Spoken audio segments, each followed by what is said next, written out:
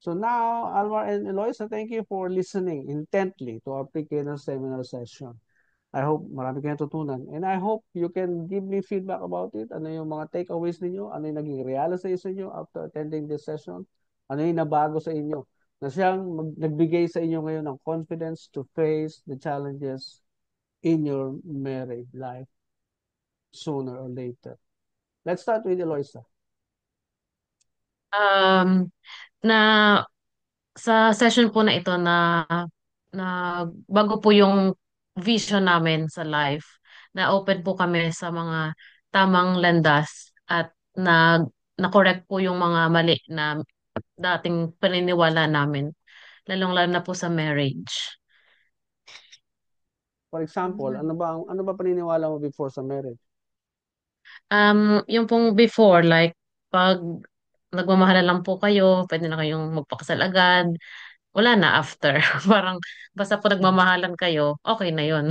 Mm, Ngayon po, we need to improve ourselves, grow ourselves first, so that we can be ready sa future na magiging wife na po kami or husband sa isa't isa.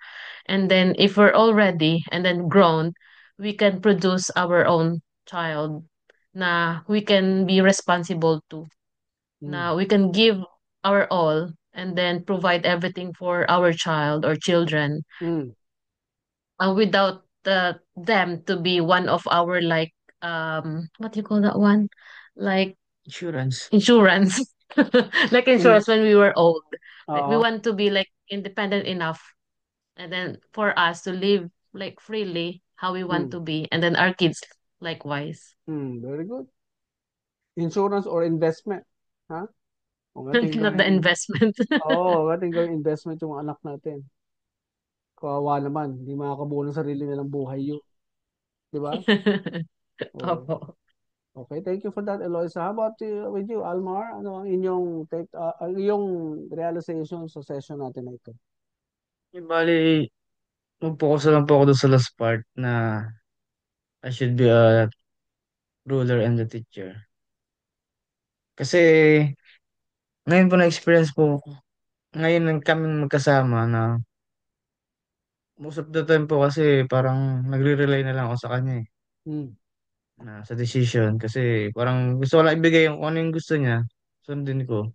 mm. Which is parang medyo mali rin pala na sa turo Oo, ni God through Bible na sa dapat ang lalaki which na kailangan na siya yung mag-rule or mag-decide yes. always kahit sabihin natin na hindi hindi hindi man kagustuhan ni Elias yung alimbaga isang bagay.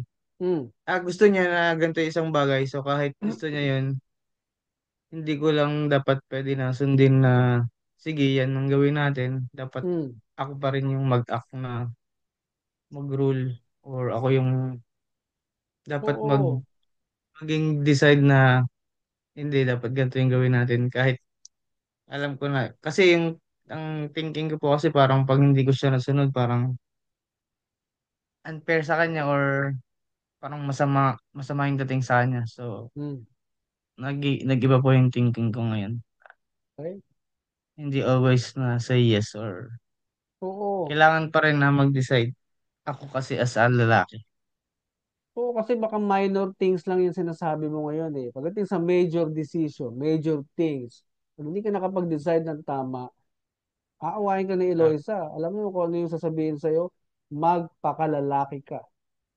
oh, Yan ang magiging malfunctioning sa marriage later on kapag naging habitual. Na every decision, Eloisa. Every decision, Eloisa. Eloisa, Eloisa. Sooner or later, mapapagod yan, kakadesign. Bakit? tama. Mas, oo.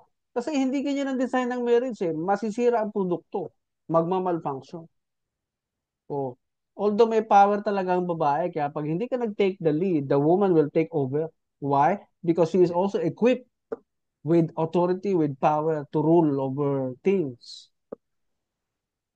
Kapag siya ay nagiging ruler sa marriage, talaga magmamalfunction kayong dalawa. Sooner or later, Ah, hindi ka na kukonsultahin. Siya na lang magdi-decide. Magugulat ka na lang.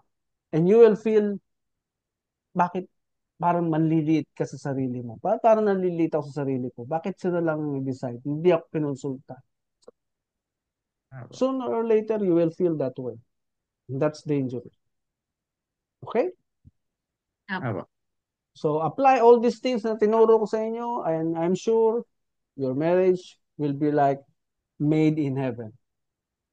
Apo. It's all in your Apo. hands. Salamat sa inyong Apo. pakikinig, sa inyong pagtsatsaga. Okay? Apo. Thank you, Thank Father, Thank you. you for rin your po. wisdom Apo. Thank you rin. Thank you that rin. you shared to us po. Marami pa akong Yes. natutunan. Yes, thank you also. Saan pala kasal niyo?